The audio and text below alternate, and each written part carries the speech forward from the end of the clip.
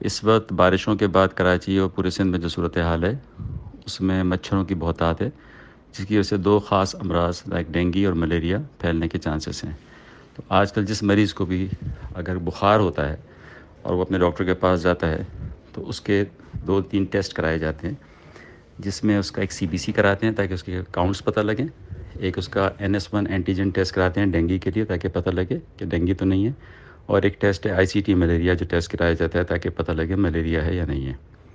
Sindh health care commission نے الحمدللہ ان ٹیسٹوں کے پرائس کم کرا دیے ہیں تاکہ پبلک پر اس کا بوجھ نہ آئے۔ اب آتے ہیں اس کی مینجمنٹ کی طرف۔ اس کی مینجمنٹ زیادہ تر کیسز میں گھر پہ آرام کے ساتھ کی جا سکتی ہے،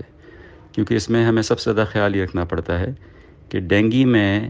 ہماری جو چھوٹی چھوٹی خون کی نالیاں ہوتی ہیں ان کے سوراخ بڑے ہو جاتے ہیں اور اس سے بلڈ کے سیلز باہر نکلنے لگتے ہیں، جس میں خاص طور پہ پلیٹلیٹ باہر نکل جاتے ہیں، اور جب ہم ٹیسٹ کرتے ہیں تو پلیٹلیٹ ہمیں بلڈ کے اندر کم نظر آتے ہیں۔ تو جس سے ہم یہ سمجھتے ہیں کہ شاید اگر ہم کوئی پپیتے کا پانی یا کوئی اور ایسی چیز لیں گے ٹوٹکا، اس سے ہمارے پلیٹلیٹ زیادہ بننے لگیں گے۔ اس کی ضرورت بالکل نہیں ہوتی۔ اس میں ضرورت اس بات کی ہوتی ہے کہ ان سیلز کے ساتھ خون کا پانی بھی تھوڑا سا باہر نکلتا ہے، جس سے پیشنٹ کو ڈی ہائیڈریٹ ہونے کا چانس ہوتا ہے۔ تو ہمیں کرنا یہ ہے کہ اگر ہمیں کوئی الٹی وغیرہ نہیں ہے تو ہم اپنے بخار کو کنٹرول رکھیں، جو دوائیں عام ہوتی ہیں پیراسیٹامول، پیناڈول، ان سے ہم اپنے بخار کو کم رکھیں۔ اگر بخار تیز ہے تو ہم کولڈ اسپونجنگ کریں، گھر میں جس طرح بخار مینیج کیا جاتا ہے اس کو مینیج کریں، اور پانی زیادہ پئیں، جوسز پئیں، اور ہم اگر ORS کی ضرورت ہے ORS پئیں، اور اپنی ہائیڈریشن کو یعنی پانی کی مقدار کو جسم میں برابر رکھیں۔ ہر ایک کو ڈرپ لگانے کی ضرورت بھی نہیں ہوتی، کیونکہ اگر وہ منہ سے لے سکتا ہے تو اس کو ڈرپ کی کوئی ضرورت نہیں ہے۔ اپنے بخار کو کنٹرول کریں، اپنی ہائیڈریشن کو کنٹرول کریں، اپنے ڈاکٹر سے کانٹیکٹ میں رہیں اور گھر میں رہیں، اور اس کے بعد اپنے آپ کو کوشش کریں کہ روز یا ایک دن چھوڑ کر depending on the doctors advice اپنے پلیٹلیٹ کاؤنٹ ریپیٹ کرتے رہیں تاکہ ہمیں یہ پتہ پڑے کہ ڈیزیز کی پروگریس کیسی ہے۔ اس کی کوئی دوائی نہیں ہے خاص جو کہ کسی اسپتال میں دی جائے گی۔ اب میڈیا پہ جو ہائپ ہے اس کے پینک میں لوگ یہ سمجھ رہے ہیں کہ ڈینگی ہونے کا مطلب ہے اسپتال پہنچ جاؤ۔ اسپتال میں اتنا بیڈ نہیں ہے، اور اسپتال میں اگر آپ داخل بھی ہو جائیں گے تو وہاں صرف آپ کو لٹا دیا جائے گا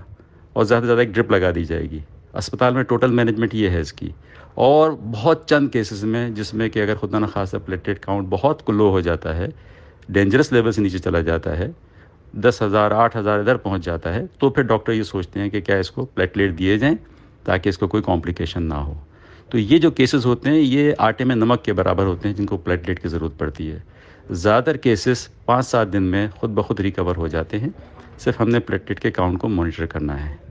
ایک بہت امپورٹنٹ میسج، جیسے کووڈ کے زمانے میں ہم سینیٹائزر یوز کرتے تھے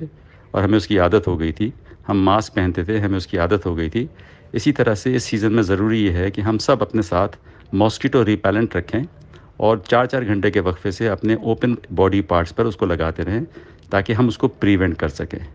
گھر میں جو لوگ باہر سوتے ہیں جن کے نوکر حضرات ہیں ان کو مچھردانی پرووائڈ کریں، ان کو ماسکیٹو ریپیلنٹ بھی دیں۔ اسپتالوں میں رش نہ کریں، میڈیا نے ہائپ کیا ہوا ہے اس کو، یہ آرام سے گھر پہ مینیج ہو سکتی ہے۔ بہت چھوٹی پرسنٹیج کیسز کو ریکوائر ہوتا ہے وہ کسی ہاسپٹلائز ہوں،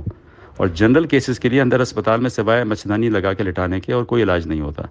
تو بھرنے کی ضرورت نہیں ہے اسپتالوں کو۔ اپنے ڈاکٹر سے جو آپ کا فیملی فزیشین ہے اس سے کانٹیکٹ میں رہیں، اپنے آپ کے گھر میں بخار کو مینیج کریں، اپنی ہائیڈریشن کو مینیج کریں، اور اپنے پلیٹلیٹ کاؤنٹ کو ایک دن چھوڑ کر یا 2 دن چھوڑ کر ریپیٹ کراتے رہیں تاکہ آپ کو پتہ رہے، اپنے ڈاکٹر کو بتاتے رہیں کہ میرا پلیٹلیٹ کاؤنٹ کتنا ہے۔